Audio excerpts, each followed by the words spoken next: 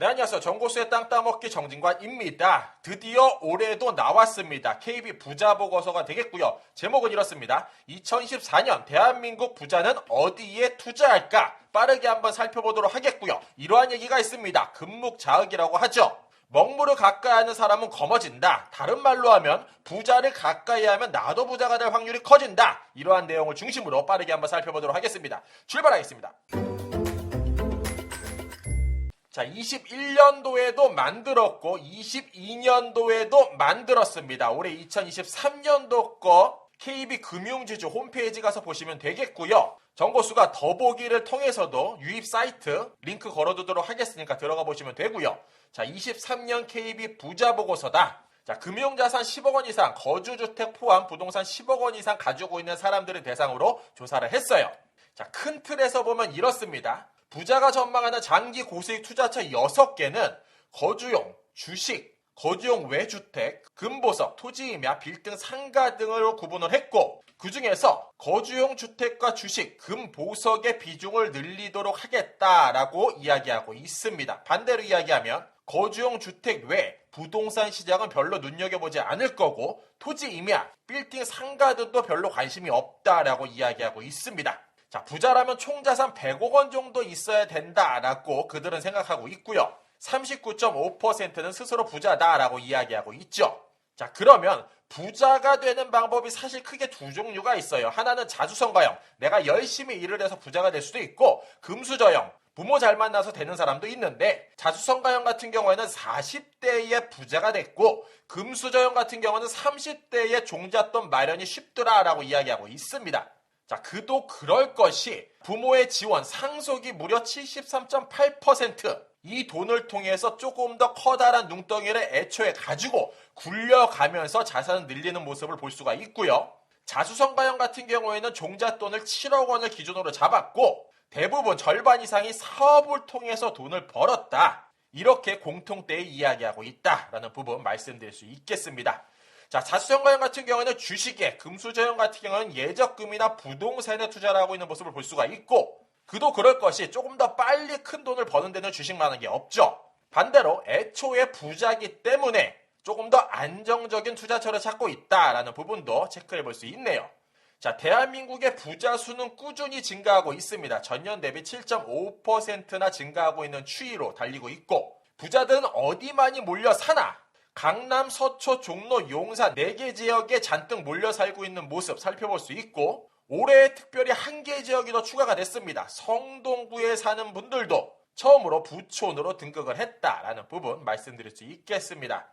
자, 대부분 부자들은 이렇게 가지고 있다고 해요. 부동산 자산이 56.2%, 금융자산이 37.9%로 구성이 되어져 있고 앞으로는 2024년도에 주식 투자와 예적금을 늘릴 계획을 가지고 있다.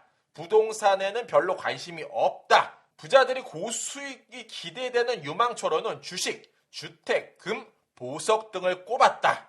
이 주택 같은 경우에는 정고수가 늘상 말씀드리지만 오르는 곳은 많이 오를 거고요. 떨어지는 곳은 한두 끝도 없이 찾는 이가 없을 거예요. 그렇기 때문에 보석을 가릴 수 있는 눈이 있어야 된다. 이렇게 다시 한번 언급드리고요.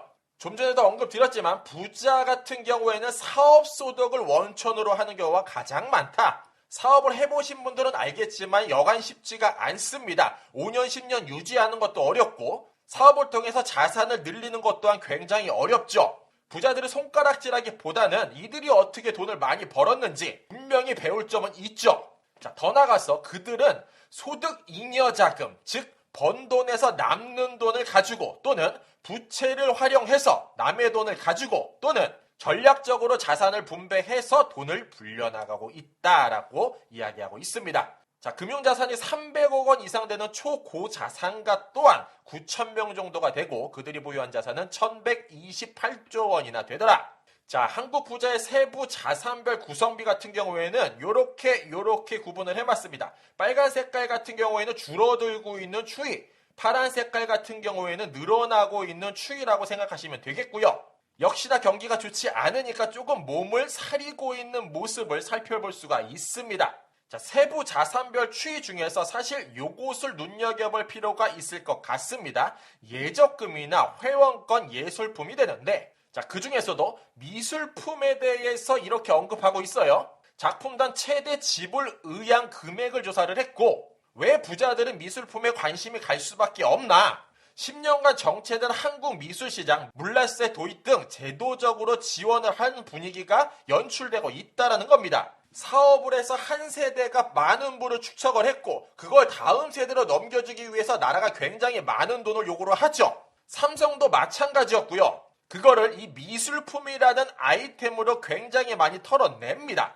자, 그런데 이러한 미술품이 사실 약간의 허점이 있어요. 미술품 물납세 탈세에 악용될 수도 있고요. 자, 물납세가 적용되는 순간 이러한 분위기는 반드시 연출될 수밖에 없습니다. 현재 고익자산가들의 보유한 미술품에 대한 가치를 최대한 낮게 평가해서 상속세 부담을 줄이려고 하지만 법이 개정된다면 평가 금액을 부풀려 미술품을 상속세 납부 수단으로 활용할 가능성이 아주 높아지게 되겠죠.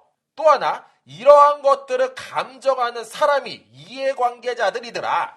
오늘날 그림 한 장이 이해관계자들을 통해서 1억 원으로 평가될 수도 있고 10억 원으로 평가될 수도 있기 때문에 세대 자산을 물려줌에 있어서 이것들이 적용되는 순간 이쪽 시장으로 더욱더 자산가들의 자산이 많이 쏠릴 수밖에 없지 않을까, 이렇게도 한번 내다볼 수 있겠고요. 미술품 작품당 최대 지불 의향을 한번 살펴봤더니 약 6천에서 2억 원 선가량이 폭발적으로 증가하고 있구나라는 부분도 체크해 볼 수 있습니다. 따라서 내가 미술품을 하나 산다라고 하면은 요 정도 가격선에 있는 미술품을 구입하시는 걸 권면드리고, 이것들의 거래가 조금 더 많아지면 많아질수록 선점하고 있는 그들의 미술품을 찾는 사람들도 많아지겠죠.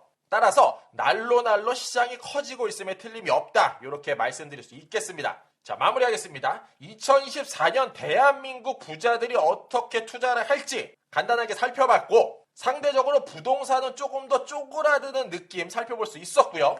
주식이나 미술품, 금 등에 조금 더 몰리는 모습으로 흘러가지 않을까, 이렇게 말씀드릴 수 있겠습니다.